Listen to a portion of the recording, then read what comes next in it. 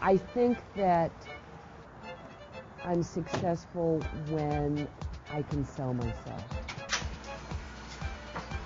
Hi, I'm here to see Mary Henry. Hi, she's right in her office back there. Okay, thank you. For more than 4 years, Jane Ward has been selling promotional products and specialty advertising. It's a challenge in a very competitive industry, but one Jane enjoys. I love what I do. Selling is very fun. It's very rewarding if you get a great order. And getting more of those great orders is a goal for Jane, so she turned to sales trainer and consultant Sam Black. So then I have to research and find her purple tote bag. Research is one of the key parts of preparation before any salesperson makes a call. Know what's going on at that company, have a little history about what it's doing in the marketplace.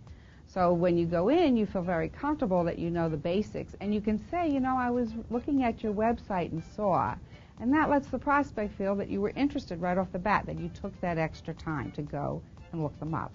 How does a successful salesperson identify the potential customer's needs in order to really customize a sales presentation?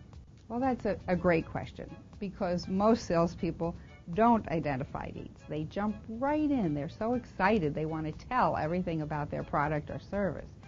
The way to do it, you have to ask questions, and good questions, not questions that you could have found during your research, which we talked about, but questions that will help you get the prospect to talk to you about their fears, their concerns, their dissatisfactions, their problems that they're experiencing because they do not have this service or product that you are about to talk to them about. After Jane has the answer to those questions, she can show the potential client she has a solution.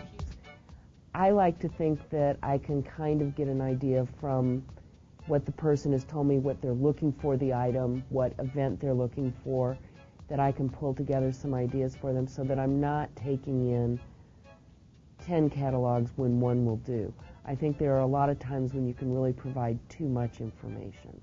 That product knowledge and your knowledge of the customer can differentiate your presentation from the crowd. You have to be more focused on what the person's needs are.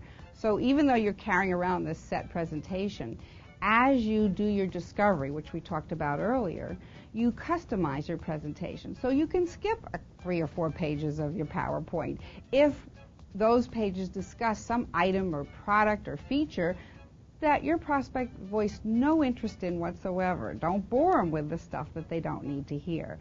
Selling is really unique. It's one of the only jobs in the world where we get paid to get rejected.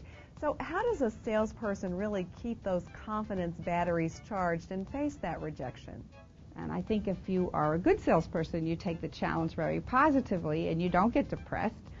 You reward yourself for doing the activities, because activity is the way to deal with rejection. If you're doing the activities, you're on a solid path. So reward yourself. Tell yourself if you do 500 dials in a week, you will buy a new pair of shoes at Nordstrom's or buy a new putter if you're a golfer. Honestly, you have to have very thick skin, and you have to realize that if somebody says no or says, I'm sorry, you know, your price wasn't as good as someone else's, or your price was the same but the other company could produce it for us faster.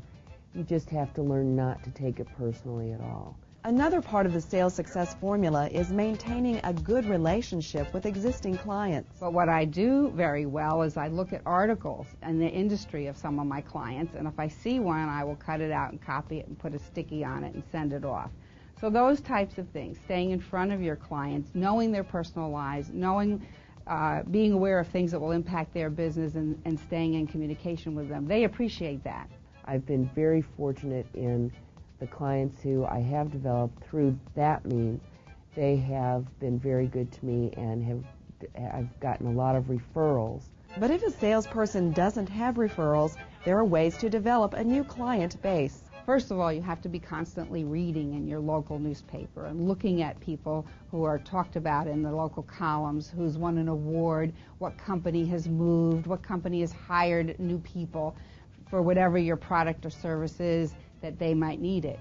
Secondly, you need to join a lot of things in your community, all the chambers and all your professional groups. You need to belong, and not only belong, but you need to volunteer and be part of committees, whether it's new membership or it's the golf tournament, something that gets you visible So it's the preparation, research, and hard work that you do before you ever make the call that allows you to project confidence and be successful in sales. I'm Susan Wilson-Solovic reporting for SBTV, your premier source for news and information about small business.